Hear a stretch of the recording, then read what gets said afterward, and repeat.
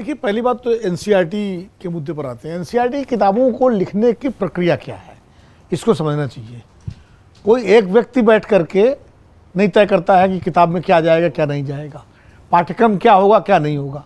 बाकायदा ऐसी कमेटियां हैं, उन कमेटियों में एक्सपर्ट हैं, वो एक्सपर्ट सरकार तय बनाती है, नियुक्त करती है, और उसके तहत एक्सपर्ट की रिपोर्ट आती है, एक्सपर्ट कंटेंट डिसाइड करते हैं, उसके बाद उसका अप्रूवल होता है और अप्रूवल मंत्रालय के तक होता है, और तब जाके वो किताब।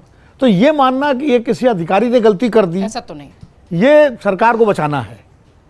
इसलिए मैं कतई, जिस सरकार में ये पता हो कि उसका फला नेता कौन सी टी शर्ट पहन करके किस उद्योगपति के यहाँ खाने पर गया है, जिस सरकार में ये पता हो कि उसके किस नेता का बेटा किसके साथ बैठ के बात कर रहा है, तो जिस सरकार, वो सरकार में एनसीईआरटी में न्यायपालिका पर एक चैप्टर आ रहा है, उसके बारे में कोई अफसर कर नहीं लेगा? पता होगा, बिल्कुल ठीक।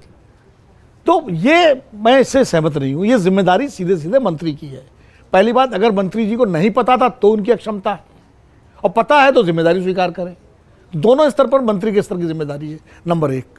दूसरी बात यह है कि आप देखिए, न्यायपालिका और कार्यपालिका का टकराव पिछले कई वर्षों से चल रहा है, और यूपीए सरकार के समय जब एनजेएससी नियुक्ति, जजों की नियुक्ति को लेकर के कानून बनाने की बात हुई थी, और उस वक्त से शुरू हुआ कि भाई सुप्रीम कोर्ट, जो अभी शुक्ला जी कह रहे थे कि आप ही जज तय करेंगे, आप ही प्रमोट करेंगे, आप ही तबादला करेंगे, उस अधिकार को सरकार अपने हाथ में लेना चाहती थी, लेकिन विरोध हुआ।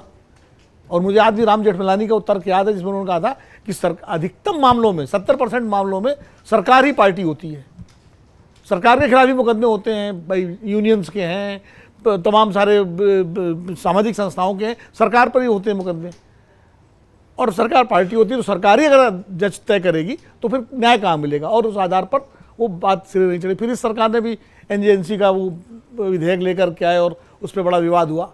तो वो तो शुरू से है। अब याद कीजिए, जब इलेक्टोरल बॉन्ड का फैसला आया था तो क्या क्या सोशल मीडिया पे सुप्रीम कोर्ट के बारे में कहा गया था, क्या क्या टिप्पणियाँ आई थी। और उस वक्त आप याद कीजिए, जगदीप धनखड़ साहब राज्यसभा के सभापति थे, कैसे आगे बढ़ के फ्रंट टू बैटिंग कर रहे थे, सीधे न्यायपालिका को चुनौती दे रहे थे। किरण रिजिजू जो तब तत्कालीन कानून मंत्री थे, वो न्यायपालिका उसे सीमा बता रहे थे, हदें बताई, सब बयान पब्लिक डोमेन में है। तो न्यायपालिका और सरकार के बीच में ये टकराव है। नया नहीं है। और जब मजबूत सरकार होती है देश में, किसी भी देश में, तो उसको संस्थाएं अच्छी लगती नहीं है, मजबूत संस्थाएं। वो इंदिरा गांधी का दौर भी हम देख चुके हैं, और अभी भी कई संस्थाओं को लेकर सवाल उठते रहते हैं। तो न्यायपालिका, आखिर एनसीईआरटी की किताब में सिर्फ न्यायपालिका में भ्रष्टाचार की चर्चा क्यों हो रही भाई? या तो भ्रष्टाचार पर समग्रता में एक पूरा चैप्टर होता कि समाज में भ्रष्टाचार एक गुण है, राजनीतिक भ्रष्टाचार, प्रशासनिक भ्रष्टाचार, तमाम सारी जो संस्थाओं में भ्रष्टाचार, पुलिस में भ्रष्टाचार, रक्षा क्षेत्र में भ्रष्टाचार, तब तो उसमें न्यायपालिका भी ले आते हैं आपकी, भाई न्यायिक क्षेत्र में भी है। आपने पिक एंड चूज करके न्यायपालिका में भ्रष्टाचार पर एक पूरा चैप्टर आप न्यायिक ले आए, तो इसके पीछे क्या ऐसा सामान्य बात है।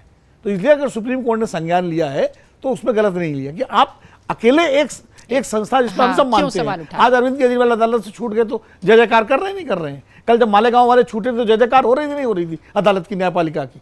तो एक तरफ तो हम न्यायपालिका को इतना बड़ा मानते हैं कि भाई जो भी दूध का दूध पानी का पानी होगा अदालत से होगा, और उस अदालत की छवि अगर बच्चों के कच्चे मन में 8वीं क्लास में शुरू से डाल दें, वो बच्चे जब पढ़ के निकले तो हमने स्कूल में पढ़ चुके हैं कि ये तो भ्रष्ट हैं ये लोग, तो उसकी साख कहाँ जाएगी? ठीक है। तो कहीं ना कहीं लोकतंत्र के लिए अच्छी बात नहीं थी। इसलिए सीजीआई ने जब इसका संज्ञान लिया एक अखबार इंडियन एक्सप्रेस की रिपोर्ट पर, तो बिल्कुल सही किया, लेना चाहिए। हाँ, अगर एक व्यापक भ्रष्टाचार के पर होती, उसमें न्यायपालिका भी होती, तब अगर वो सेलेक्टिव लेते संज्ञान तो उचित नहीं था। दूसरी बात नहीं कहूँगा, लेकिन न्यायपालिका को भी इंट्रोस्पेक्शन करना चाहिए।